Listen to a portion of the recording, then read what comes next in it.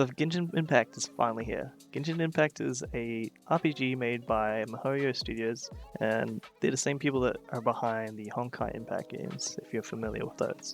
This game is obviously heavily inspired by Breath of the Wild, meanwhile being a very unique game. There's no doubt that this game is just amazing, visually and gameplay, story-wise, and we finally get to experience it all. Though this is a single-player / co-op RPG game, there are gacha elements as well. Somewhat questionable, but it's there. But I suppose the gacha element is purely there to allow the game to be free to play and pull in as many players as possible. This is a really amazing game for being free to play. They could have easily gone with a full price game here and cut the gacha element out, which personally I would have preferred that if they were making it an offline game as well. Just some decisions for this game don't really make sense to me, and if it were up to me, I would have cut the online element out, cut the gacha system, and made this game a buy-to-play game.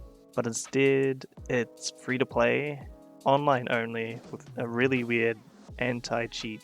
Not to mention that people outside of the main regions like America, Europe, Asia, etc. get a really high ping for a single-player / co-op game. Like, for example, I'm playing this game in New Zealand with a ping of 270. It just doesn't make sense to me. Like, I'm just going to be playing this game solo most of the time and occasionally with friends. 270 is a stupid high ping. If this were an MMO, 270 would still suck, but at least it's a bit more understandable then because it's an MMO. Well, this isn't an MMO, it's a single player / co-op game. And the only online features are the friends list and the gacha. There's nothing else that's online. I also mentioned the anti-cheat briefly before. It's a kernel level anti-cheat. Why do they need that? I have no idea. The most they're doing is stopping some guy from flying around the map and doing stuff much faster than everyone else. But that doesn't hurt anyone, because this is a single player / co-op game. Why should they even care if someone does that? Well, I don't think anti-cheat is necessary. They could have at least used something other than a kernel level. And aside from that, they also have server check, so they could have just left it with the server checks or something. But I don't know. Sorry for the rant, but the anti-cheat stuff is just weird to me and I can't really make sense of it. But outside of that though, the game is honestly amazing. Like, there's no other real complaints from me. Other than like a slight complaint for the game minimizing every time I alt tab, but I can deal with that. And I also don't like how close the camera is during normal exploration and gameplay, but that's also very minor.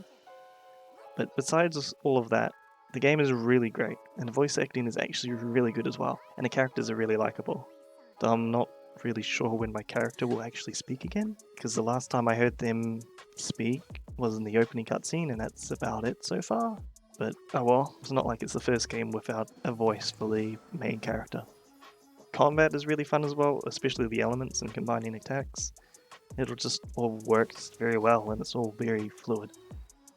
Honestly, can't recommend this game enough if you can look past all the weird online stuff. I've been looking forward to this game for a long time and I am not disappointed. I'll most likely be streaming this game a lot in the next few days, so if you'd like to check that out, there's also a link in the description to my stream, as well as a link to my Twitter, where you can see exactly when I'm going live, as I don't always follow the stream schedule I've written on Twitch. So thank you all for watching, and I'll see you all in the next video, whenever that will be.